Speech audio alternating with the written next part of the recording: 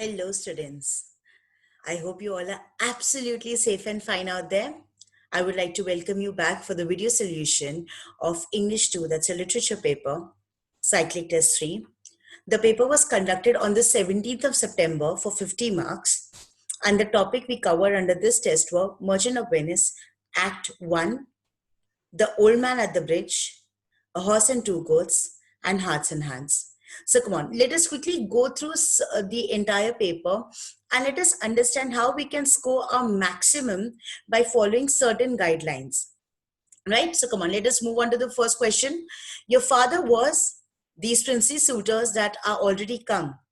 Yes, guys, we've guessed this right. This extract has been taken from Act 1, Scene 2, where we see Portia in a melancholic mood. The scene starts with Portia in a melancholic mood. Okay, but here the difference is that Portia knows the reason for her melancholy and explains the same to Nerissa. So we are always going to begin our answer with an introduction that this extract has been taken from Merchant of Venice, Act 1, Scene 2, where we see Portia in a melancholic mood and she is explaining her reason of melancholy to Nerissa. First question, Portia is melancholic in the beginning of the scene, as it was the case with Antonio in the previous scene. What is the difference between Antonio's melancholy and that of Portia? So here you will have to compare exactly the reasons for both of their melancholy.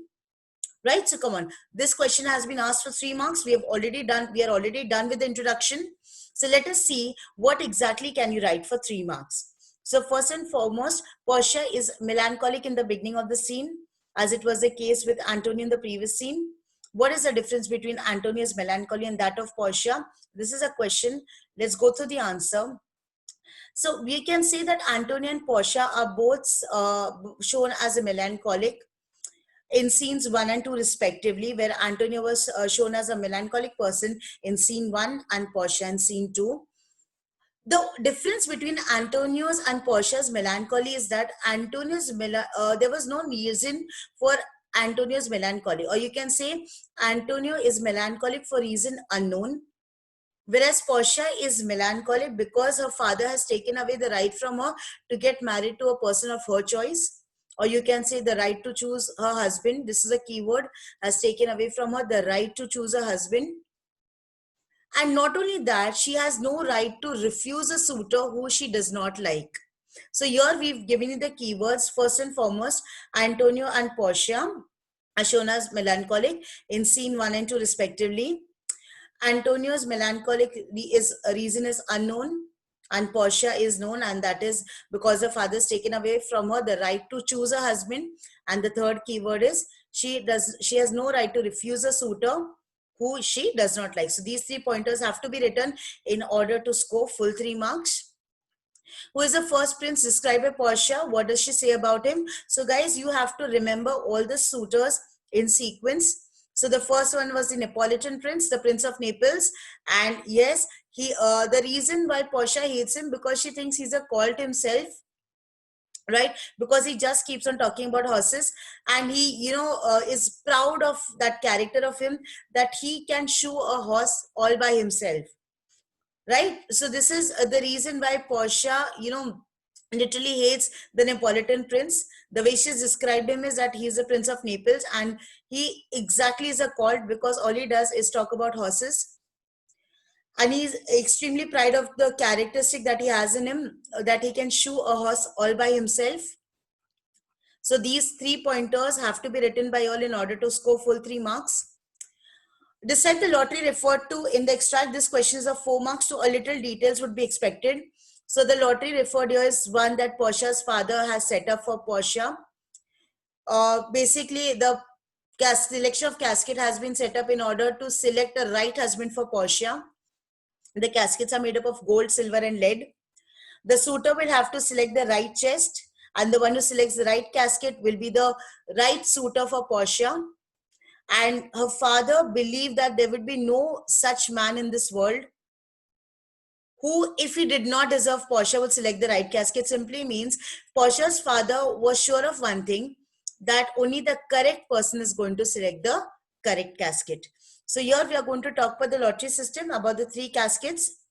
writing the condition or the inscriptions on the casket in this particular question is not important. Even if you're right, you won't be given wrong in the answer. Okay.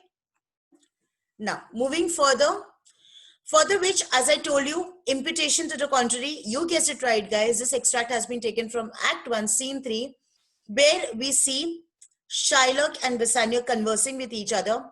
Bassanio has come to Shylock with a request of giving him or lending him 3,000 ducats in the name of Antonio. Right, so this will be an introduction that this extract has been taken from Act 1, Scene 3, where we see Bassanio requesting Shylock for a loan of 3,000 ducats for which Antonio shall be held responsible. What does a fawning publican mean?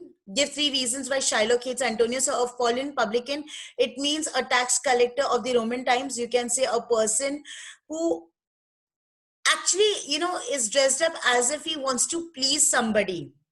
Just like a regular, a person, a regular person who is just, is with that feeling of pleasing somebody is exactly what we can say. It is possible that Shylock sees Antonio as a man driven to do things that brings him popularity. To according to Shylock, who hates Antonio, who has never seen good in Antonio, says that Antonio is looking like a fawning publican. It means this man can go down to any extent in order to get some popularity. The reasons why he hates Antonio is because, first of all, he's a Christian. Second thing, because Antonio hates Jew. And then you can also write down the reason that Antonio spat on Shylock. He insulted him, called him a cur, a dog. And the reason that he hates Shylock is he hates Antonio is because Antonio lends money to people in Venice without charging a single rate of interest, single ducat as rate of interest, or the rate of interest charged by Antonio is like absolutely nil, because of which people are now going to Antonio to get money from him because they get it without any rate of interest. And if they go to Shylock, so Shylock, of course, is going to charge interest. So that is another reason why Shylock hates Antonio, because Antonio lends money to people without any rate of interest. And because of this act of Antonio, Antonio has lowered down the interest rates in Venice, which has adversely affected Shylock's business. Okay. Now, moving on to the next one. Enumerate the possible threats to Antonio's business ventures as stated by Shylock above after the above extract. So yes, Shylock, what are the possible threats to Antonio's business ventures that Shylock is spoken about in Act 1, Scene 3? So first of all, we see Shylock talking about Antonio's ship, that is one bound to Tripoli, another heading for Indies, a third to Mexico, and the fourth to England. And Shylock ultimately says that ships are nothing but fragile boats and sailors are men. They are ultimately just planks of wood. And he's trying to scare Bassanio by saying that you never know. Something might happen to the plank of wood. And ultimately, sailors are men, and men can make mistakes. There are rats and thieves and pirates. Along with that, he also scares them by using words like storms and winds and rocks that are endangering the ship and its occupants. Like, it simply means that the winds can harm the ship, or the rocks in the sea can harm the ships. So hence the ships, in fact, Antonio's business is fraught with danger, as anything can happen to them. So Shylock has portrayed a picture where, he's actually trying to explain that Antonio has got various ships, sailing in different parts of the world. But ultimately, they're ships, they're just plank of woods, and these sailors are nothing but men, and men can make mistakes. There are land thieves and water thieves. These are the pirates. Even the ship has some kind of danger from them. Then there are storms and winds and rocks. Again, the ships are endangered by these objects as well. So here he's just trying to scare them by talking about the various dangers that Antonio's ship is surrounded with. Give the conditions to which Antonio is bound. How wise was Antonio to bind himself to such conditions? So yes, what were the conditions? First of all, Antonio was taking a sum of 3,000 ducats from Shylock, which has to be returned in a time period of 3 months. Okay. And what was Antonio wise enough to bind himself? So Antonio was wise enough because he had calculated the profit that he would be making from the ships that are going to return back a month prior to the expiry of the bond. But he made a mistake that he did not look at the flip side of the situation. He only estimated that, okay, the ships are going to come back safely and he's going to get a lot of money. But what if his ships never came back and they were wrecked at the sea? He did not foresee the tragedies that might strike the ship, and then what would happen if he would have not been able to pay back the money to Shylock? He did not think about all these things. So, of course, Antonio was wise enough to calculate the profits, but unwise enough to not look at the flip side of the situation. This is exactly how you all can write. Antonio was wise enough to calculate the profits, but unwise enough to not look at the flip side of the situation. So because this question will be asked for 4 marks, you can elaborate it a little more. This is just the way we have already given to you all the pointers. He later told his wife that scoundrel would not give me anything, so go out and sell the drumsticks for what they're worth. Yes. R.K. Narayan's A Horse and Two Goats, which basically talks about the vast diversification between the Western culture and the Indian culture. It also talks about how language barrier can create so much of confusion. So here we got to see the language barrier, the cultures that were different, and again, the poverty of the people. So who does he refer to in the extract? Who is the scoundrel? Why should the wife go and sell the drumsticks? So yes, who is he here referring to? We are referring to Muni. And Muni is calling the shopkeeper the scoundrel because he's not ready to give any more credit to Muni. Because Muni was unable to buy any items that were required for the sauce that he was craving for. So the drumsticks basically he had in his house were of no use because he wanted to have sauce. But for that sauce, he was unable to gather any ingredients because the scoundrel shopkeeper did not give him any credit. Why did the shopkeeper not give him anything? First of all, Muni was very poor and he already owed money to the shopkeeper from the previous purchase, which Muni had already not cleared, and he was again asking for a credit. So the shopkeeper denied giving him anything. So here the 3 pointers would be that Muni was poor. He already owed money to the shopkeeper, and now in spite of not clearing his credit, Muni was asking for more credit. What thoughts did he have about his wife? So Muni was kind of scared of his wife. He knew that if he would irritate her further, he would not even get food to eat. So he thought that it would be best that, he would leave his wife alone, because he was confident that she would manage some food for him in the evening. She would find some work for herself and by the time earn enough to get the ingredients for dinner. Her temper was undependable in the morning, but improved by evening. So Muni knew one thing, that at this point of time, his wife is very angry with him. But as the day would pass, the wife's anger would settle down eventually. And this is how Muni would be able to get some good dinner, provided he did not irritate his wife further and left her all by herself. Okay. Now, moving on to the next question. He did not look like a shepherd nor a herdsman. And I looked at his black dusty clothes and his grey dusty face and his steel rimmed spectacles and said, what animals were they? You guys have guessed it again.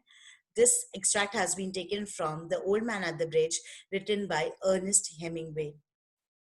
This concept talks about the destruction that was caused by war and how helpless does war make a person.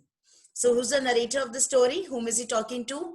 Where is the scene set? So one by one, the narrator of the story is a soldier. He's talking to the old man who's waiting at the bridge.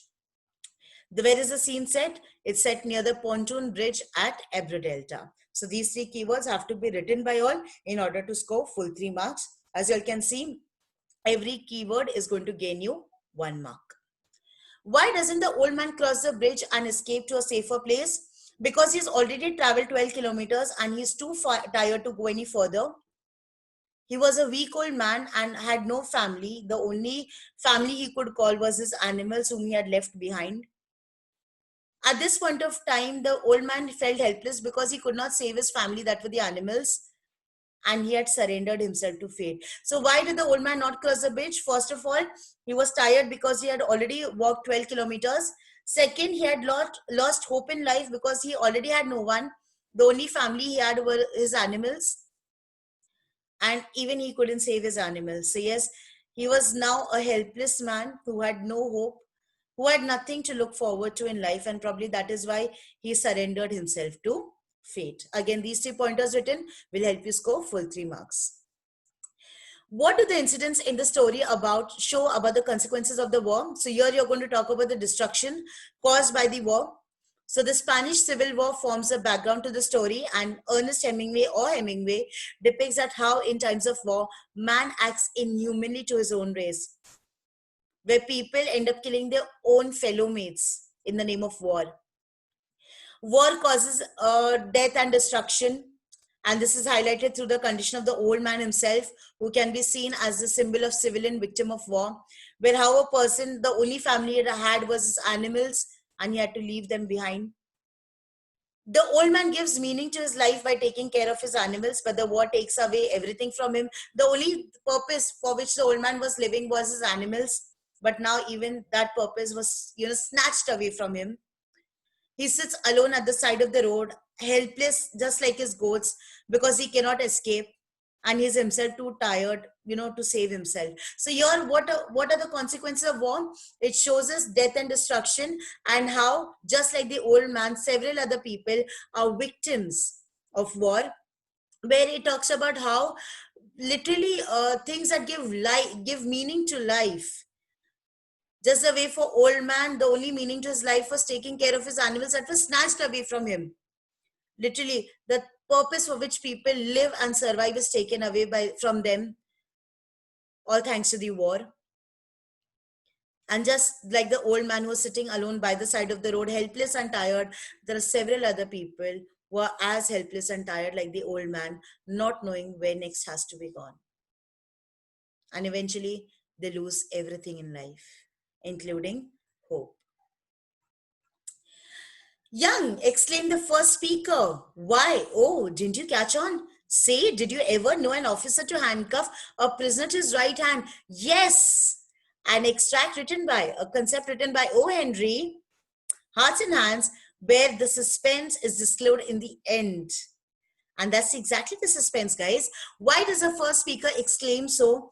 So, what does he convey to the second speaker?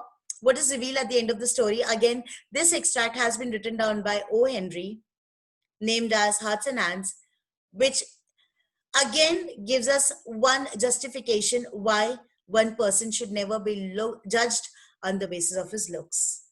Do not judge a book by its cover, and O. Henry has explained this well in his concept, Hearts and Hands. So, why does the first speaker exclaim so? What does he convey to the second speaker? So the moment the second speaker commented that this particular marshal was too young to hold this position, the first speaker, in a surprising manner said that, oh, I think you have misunderstood the real marshal is. So basically the first speaker has clearly understood that who was a real marshal and who was a prisoner, probably the second speaker took some time to understand that, just the way we took time to understand the same thing. So the second speaker, the moment he commented that the marshal was very young, the first speaker in a surprised manner replied to him that he had misunderstood who the real marshal was. What does he convey to the second speaker? So conveys to him that marshal would never handcuff a prisoner to his right hand. You will never handcuff a prisoner to a right hand, right? And what is revealed at the end of the story? That the glum-faced man was actually the marshal and the young man the prisoner. Thus telling us, giving us one justification exactly why you should not judge a book by its cover. Don't go on to the looks and appearance of the people. They are often deceptive. What is the dramatic irony in the story? Okay, 1 minute, guys. Before that, in the first question, if all the 3 questions are answered properly, that why does the first speaker exclaim so? So yes, the second speaker had commented that the marshal was very young to hold such a position, and the first speaker surprised, saying that he misunderstood the real marshal. What does he convey to the second speaker? He now reveals that a marshal, would never handcuff a prisoner to his right hand. And what is revealed at the end of the story? That ultimately the glum-faced man was a marshal and the young man the prisoner. All the three answers written in proper points with proper keywords. That is misunderstood who the real marshal is, would never handcuff a prisoner to his right hand. Okay, glum-faced man was a marshal and the young man the prisoner. These are all keywords. If all of them are written properly in the sentences, in your answer, you will get a full 3 mark. What is the dramatic irony in the story? That first of all, Mr. Easton is portrayed as a marshal earlier and the other man is portrayed as a criminal. And both the characters are playing their role really well till the end. It is after that the one fellow passenger who's overhearing them reveals that the young man actually who pretended to be the marshal was the culprit and the other man who pretended to be the prisoner was the marshal. Okay, so these dramatic irony has to be mentioned that they are portrayed as marshal and criminal. They play their roles really well. It is in the end that the passenger reveals that the young man who actually pretended to be the marshal was the prisoner and the one who pretended to be the prisoner was the marshal. Proper keywords gives you 3 marks. Do you think the title of the story is an apt one? Why? So, yes, do we think it's an apt one? Does heart and hands make any sense? Yes, because hearts is what a kind-hearted person would do without expecting anything in return, just like the marshal, a kind-hearted man who portrayed himself to be a criminal in front of a beautiful lady in order to save the respect of the actual prisoner. Hands here means handcuffed hands. So the marshal's left hand to Mr. Easton's right.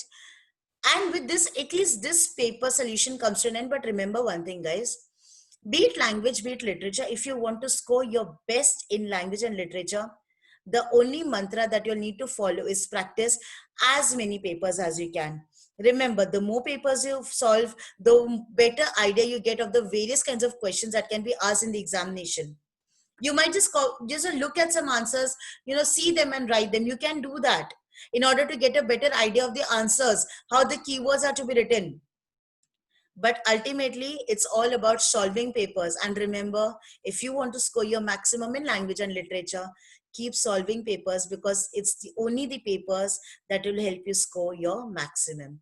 With this, we end with our video solution. I'm going to see you all again really very soon in the next video solution. Bye guys, take care and please don't forget to be safe. I'll see you all soon.